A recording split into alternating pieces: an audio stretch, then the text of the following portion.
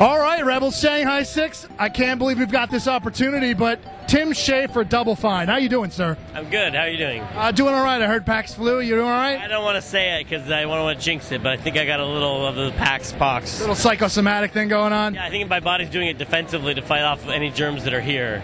Of course. It's only day one, so you got to be strong. I've been just drinking the Purell straight. All right, so talk to me about Trenched here. We got it behind us. Yeah, it's exciting. We're showing Trenched, our third downloadable game from Double Fine. It's a third-person tower defense mech shooter, which I hope is your favorite genre of game. Of course. I play those all the time. So it's about these two veterans of World War I. It's alternate history where right after the war they're working in a radio listening station and they hear this mysterious broadcast that kills a lot of people. It's so powerful, but it makes them super intelligent. And one of them takes this new profound brains and it develops these mechanical legs to help wounded veterans walk after the war. The other guy goes totally crazy and he invents television way before it should have happened. So, and that of course drives him insane. And he decides to wire the entire world with television and bring television to everybody and kind of bring the whole world to him. So anyway, you have these television monsters versus what these mechanical legs become, which are strapped to the bottom of a trench, because that's the best place for a soldier to be. The safest place is in a trench. But with these mechanical legs, you can walk around the battlefield and customize it with all sorts of weapons and fend off these television monsters called the Monovisions. They're called television monsters? What are they called? They're called Monovisions because they only get one channel. Nice. Now, originally this downloadable concept, the rumor has it that this was a Double Fine, like kind of a company, everybody sit down around a table over a weekend, and we're going to come up with some small concept games. Is that somewhat the truth, or? We have this thing called Amnesia Fortnight where we forget what we're working on for 2 weeks. Right in the middle of Brutal Legend, we just took 2 weeks off, and we split the company into 4 groups, and each group made a game in 2 weeks. So Brad Muir, the creator of this game, came up with a prototype in 2 weeks. That was really fun because it had both third-person shooter mech-type gameplay, but also a tower defense element because you're laying down these machine gun turrets and setting up a defense around your base. So I just thought that gameplay was a really interesting idea. It's kind of similar to Brutal Legend in that it takes a top-down genre and puts you on the battlefield and keeps the strategy while adding the action.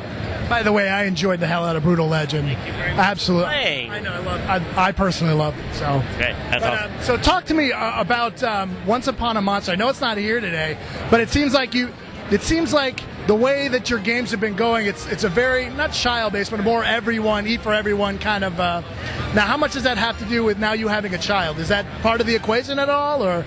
I mean, it is exciting that the other day I was saying bye to my little daughter. She's 2.5. I was like, I got to work, and she says, why? And she's like, I got to go make games.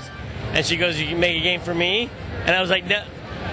Yes, I am. I'm making a game for you. And that was really fun to say. All right, now how much of this do you have? How much of this is your little creative kind of twist on things, and how much of this are you delegating out to your teams? Well, these 4 games are really the expressions of the 4 people who are running, like Tasha Harris, who came up with Costume Quest. That was a game idea she brought to the company she had when she was a little kid. Lee Petty, he's our art director on Brutal Legend, made Stacking. It's a beautiful game and also plays really well, but it really, I think, shows his sense of humor a lot. Once on a Monster ties into Nathan Martz's desire to make an uplifting game, a game about joy, and we made it originally with our own little monsters in it, which are still in the game, but we added the Sesame Street monsters, mostly so I could meet Cookie Monster and Elmo, mostly. And that worked. And then Trenched is really an expression of Brad's, the things he's most interested in. As the designer of a lot of the combat in Brutal Legend, he's really interested in that mix of strategy and action. I think it really shows in Trenched. You were talking a little bit about the story, but is there a campaign mode, or is this just like 50 stages of defend this point? Well, it's a campaign mode, and there are a lot of it's mostly defense missions, and there's bosses, and you can play it though with 3 of your friends in the 4-person campaign, and just go through, and it throws more monsters at you, so you can play by yourself, play with your friends, or just play kind of asynchronously by keeping track. There's a way to benefit from the how your friends are playing, even when you're not playing with them, through the regiment, we call it. Clever, very nice. Everything's got co-op and multiplayers nowadays, so. Well, this is really conceived as a co-op experience, playing side by side with your friends. Like you could play 4 people on a team in Brutal Legend too.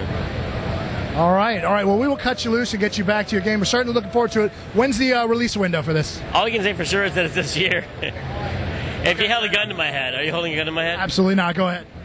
But if you were willing to, say anything, we wouldn't. This year. Okay, fair enough. All right. Well, we certainly appreciate your time. Thank you very much. It's an honor to talk with you, sir. And have a good conference. All right. Thanks a lot. Absolutely.